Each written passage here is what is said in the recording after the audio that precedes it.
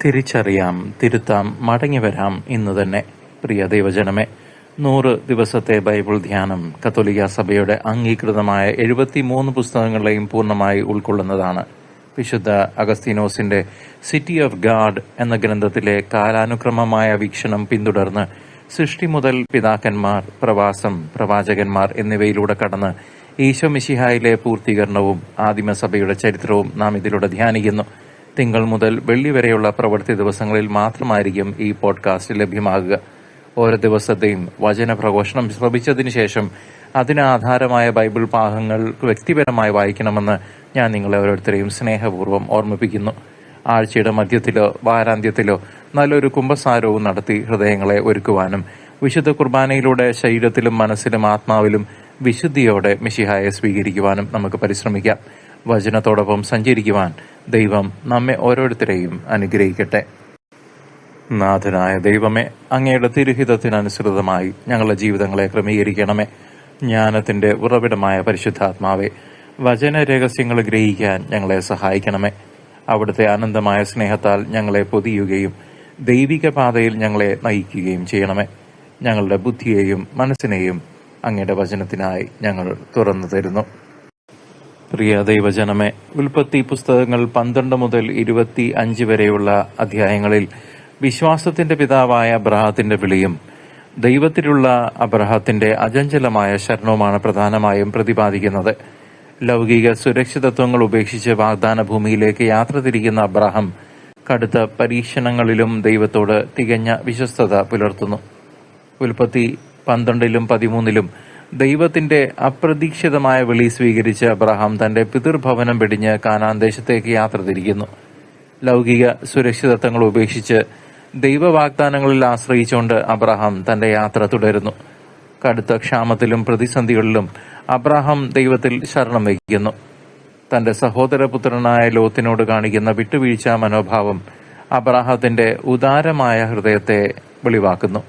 ദൈവത്തിന്റെ വഴി തിരഞ്ഞെടുക്കുന്ന അബ്രാഹവും ഭൗതിക നേട്ടങ്ങളിൽ കണ്ണുവയ്ക്കുന്ന ലോത്തും തമ്മിലുള്ള വ്യത്യാസം അവരുടെ ജീവിത വഴികളിലൂടെ വ്യക്തമാകുന്നു.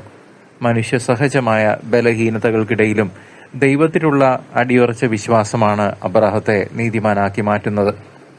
14-ഉം 15-ഉം അധ്യായങ്ങളിൽ അബ്രാഹത്തിന്റെ ധീരതയും ദൈവത്തിന്റെ വിശ്വസ്തമായ ഉടമ്പടിയും നമുക്ക് കാണിച്ചു തരുന്നുണ്ട്. ശത്രുക്കളുടെ കയ്യിൽ അകപ്പെട്ട ലോത്തിനെ രക്ഷിക്കാൻ യുദ്ധത്തിനിറങ്ങുന്ന അബ്രാഹം ദൈവത്തിന്റെ സഹായത്താൽ വിജയം കൈവരിക്കുന്നു. യുദ്ധവിജയത്തിന് ശേഷം അത്യുന്നതനായ ദൈവത്തിന്റെ പുരോഹിതനായ മെൽക്കിസദേക്കിനെ അബ്രാഹം സന്ദർശിക്കുകയും ദശാംശം നൽകുകയും ചെയ്യുന്നു. തുടർന്ന് തനിക്ക് സന്തതി പരമ്പരകൾ ഉണ്ടാകില്ല എന്ന അബ്രാഹത്തിന്റെ ആശങ്കയ്ക്ക് മറുപടിയായി ആകാശത്തിലെ നക്ഷത്രങ്ങളെ പോലെ നിന്റെ വംശം വർദ്ധിക്കുമെന്ന് ദൈവം വാഗ്ദാനം ചെയ്യുന്നു. ഈ അവിശ്വസനീയമായ വാഗ്ദാനം അബ്രാഹം പൂർണ്ണ ഹൃദയത്തോടെ വിശ്വസിച്ചപ്പോൾ ദൈവം അത് അവന് നീതിയായി കണക്കാക്കി. പിന്നീട് പുകയുന്ന തീച്ചൂളയുടെയും കത്തുന്ന പന്തത്തിന്റെയും സാന്നിധ്യത്തിൽ ദൈവം അബ്രാഹവുമായി പവിത്രമായ ഒരു ഉടമ്പടി സ്ഥാപിക്കുന്നു. അബ്രാഹത്തിന്റെ വിശ്വാസ ജീവിതത്തിന്റെ അടിത്തറ ദൈവത്തിന്റെ ഈ അചഞ്ചലമായ വാഗ്ദാനങ്ങളിലും ഉടമ്പടിയിലും ആയിരുന്നു. 16-ഉം 17-ഉം അധ്യായങ്ങൾ മാനുഷികമായ ക്ഷമ ഇല്ലായ്മയെയും എന്നാൽ ദൈവത്തിന്റെ വിശ്വസ്തതയെയുമാണ് നമ്മുടെ മുൻപിൽ വെളിപ്പെടുത്തുന്നത്. വാഗ്ദാനപുത്രനായുള്ള കാത്തിരിപ്പ് നീണ്ടപ്പോൾ മാനുഷികമായ കുറുക്ക് വഴികളിലൂടെ ഹാഗാറിലൂടെ ഇസ്മായിലിന് ജന്മം നൽകാൻ അബ്രാഹം തയ്യാറായെങ്കിലും ദൈവം ഉടമ്പടി ഉറപ്പിക്കുന്നു. അബ്രാഹം അനേകം ജനതകളുടെ പിതാവാകുമെന്നും അവന്റെ പേര് അബ്രാഹം എന്നും സാറായുടേത് സാറ എന്നും ദൈവം മാറ്റുന്നു. അവരുടെ ഭാഗത്തു നിന്നുള്ള ഉടമ്പടിയുമായി അടയാളമായി പരിച്ഛേദനം എന്ന പുതിയ അനുഷ്ഠാനം ദൈവം കൽപ്പിച്ചു നൽകുന്നു. സ്വന്തം ശരീരത്തിലെ ബലഹീനതകളെ നോക്കാതെ ദൈവത്തിന്റെ സർവശക്തിയിൽ വിശ്വസിക്കാൻ ഈ അധ്യായങ്ങൾ നമ്മെയും പഠിപ്പിക്കുന്നു. 18-ഉം 19-ഉം അധ്യായങ്ങളിൽ ദൈവത്തിന്റെ കാരുണ്യവും അതേസമയം അവിടുത്തെ നീതിയും ഒരേപോലെ പ്രകടമാകുന്നുണ്ട്. മമ്രയുടെ കരുവേലകങ്ങളുടെ സമീപത്ത് വെച്ച് 3 അതിഥികളുടെ രൂപത്തിൽ വന്ന ദൈവത്തെ അബ്രാഹം അതിവിശിഷ്ടമായി സൽക്കരിക്കുന്നു. സാറായിക്ക് അടുത്ത വർഷം ഒരു മകൻ ജനിക്കും എന്ന വാഗ്ദാനം ദൈവം ഇവിടെ വെച്ച് ആവർത്തിച്ചുറപ്പിക്കുന്നു. സോദോം ഗൊമോറ പട്ടണങ്ങളുടെ നാശത്തെക്കുറിച്ച് അറിഞ്ഞ അബ്രാഹം നീതിമാനായി ദൈവത്തോട് മധ്യസ്ഥം യാചിക്കുന്നു. ദൈവകൽപ്പന ലംഘിച്ച് തിരിഞ്ഞു നോക്കിയ ലോത്തിന്റെ ഭാര്യ ഉപ്പുതൂണായി മാറിയത് ലൗകിക ആസക്തിയുടെ ഭയാനകമായ ദുരന്തത്തെ ഇവിടെ കാണിക്കുന്നു.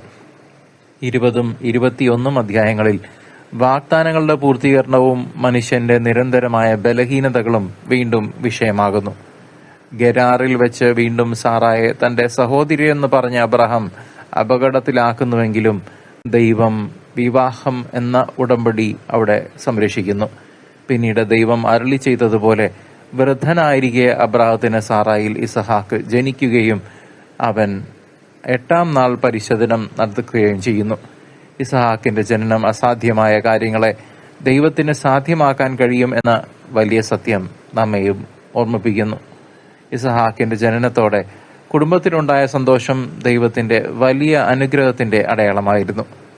22-23 അധ്യായങ്ങൾ അബ്രഹാത്തിന്റെ വിശ്വാസത്തിന്റെ ഏറ്റവും വലിയ പരീക്ഷണത്തെയും സാറായുടെ മരണത്തെയുമാണ് പ്രതിപാദിക്കുന്നത്.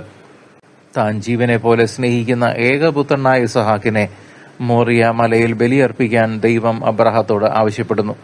മകനെ ബലിയർപ്പിക്കാൻ കത്തി ഓങ്ങിയ അബ്രഹത്തിന്റെ അടിയുറച്ച വിശ്വാസവും ദൈവഭയവും കണ്ട് ദൈവം തന്നെ അവനെ തടയുകയും പകരം ഒരു ആട്ടുകൊറ്റനെ നൽകുകയും ചെയ്യുന്നു. ഇസഹാക്കിന്റെ ബലി ക്രൂശിതനാകാൻ പോകുന്ന യേശുക്രിസ്തുവിന്റെ വലിയൊരു പ്രീ ഫിഗറേഷൻ അഥവാ മുൻകുറിയായിരുന്നു. പരദേശിയായി ജീവിച്ച അബ്രഹാം സാറായെ അടക്കം ചെയ്യാനായി വലിയൊരു തുക നൽകി എഫ്രോണിൽ നിന്ന് മക്പെല ഗുഹ വാങ്ങുന്നത് കാനാൻ ദേശം സ്വന്തമാക്കുന്നതിന്റെ ആദ്യ പടിയായിരുന്നു. 24-25 അധ്യായങ്ങൾ ഇസഹാക്കിന്റെ വിവാഹത്തെയും വിശ്വാസത്തിന്റെ വലിയ പിതാവായ അബ്രഹാത്തിന്റെ അന്ത്യത്തെയുമാണ് ചിത്രീകരിക്കുന്നത്. ദൈവത്തിന്റെ വലിയ വഴി നടത്തിപ്പിലൂടെ വിശ്വസ്തദാസൻ റബേക്കയെ കണ്ടെത്തുകയും അവൾ ഇസഹാക്കിന്റെ ഭാര്യയായി തീരുകയും ചെയ്യുന്നു.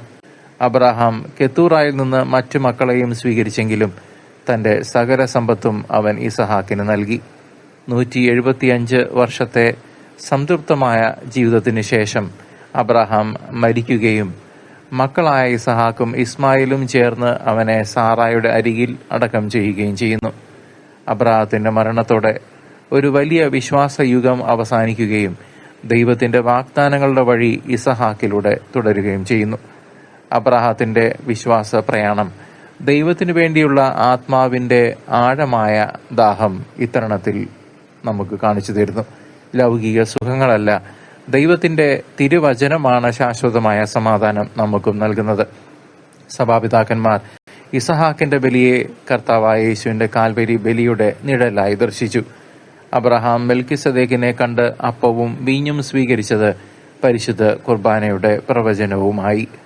അബ്രഹാത്തെ പോലെ സ്വർഗീയ ജെറുസലേമിലേക്ക് യാത്ര ചെയ്യുന്ന പരദേശികളാണ് നാമെന്ന് ഈ ചരിത്രം നമ്മെ ഓർമ്മിപ്പിക്കട്ടെ. പിതാവിന്റെയും പുത്രന്റെയും പരിശുദ്ധാത്മാവിന്റെയും നാമത്തിൽ നിങ്ങളെല്ലാവരും സമൃദ്ധമായി അനുഗ്രഹിക്കപ്പെടട്ടെ. നാളെ വീണ്ടും നമുക്ക് ഒരുമിച്ച് കൂടാം ദൈവ തിരുമനസ്സിന്റെ നാമത്തിൽ. അതുവരെ പ്രാർത്ഥിക്കാം, സ്നേഹിക്കാം, ഈശോയെ പങ്കുവയ്ക്കാം.